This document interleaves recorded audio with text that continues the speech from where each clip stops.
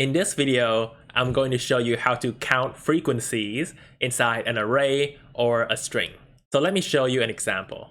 Let's say we have the array A, B, C, A, D, A, D. So how can we tell the number of times each letter occurred inside this array? So the output should be the letter A occurred 3 times, the letter B occurs 1 time, C also occurred 1 time, and D occurred 2 times.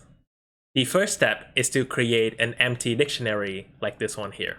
And then we're going to traverse through this array, starting at the beginning. So we see A, and is A inside this dictionary? Well, no, it is not, because the dictionary is empty.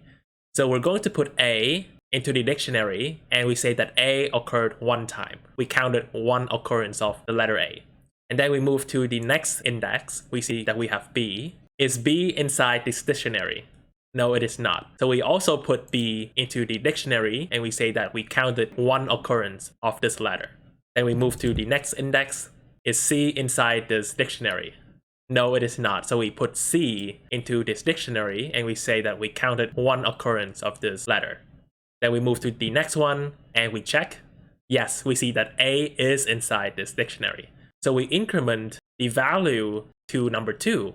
Meaning that we counted a total of 2 letter A so far. We move to the next index, we see that we have D.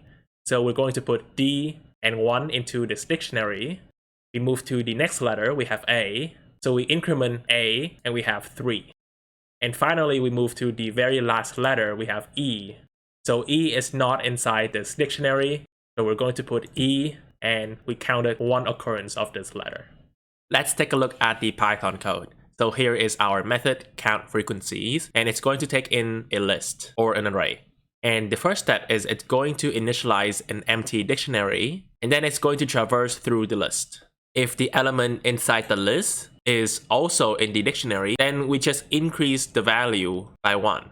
But if it is not inside the dictionary, then we insert it into the dictionary with the value of 1. So that's what this means. And at the end, we return the dictionary. Here is our list.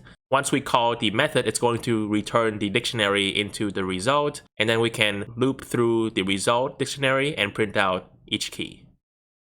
And that's basically it for today. I hope you found this video helpful, and I hope that you enjoyed my video. If you want to see more of my computer science videos, go ahead and click on the data structure playlist here on the screen, and don't forget to subscribe and share with your classmates to help them as well.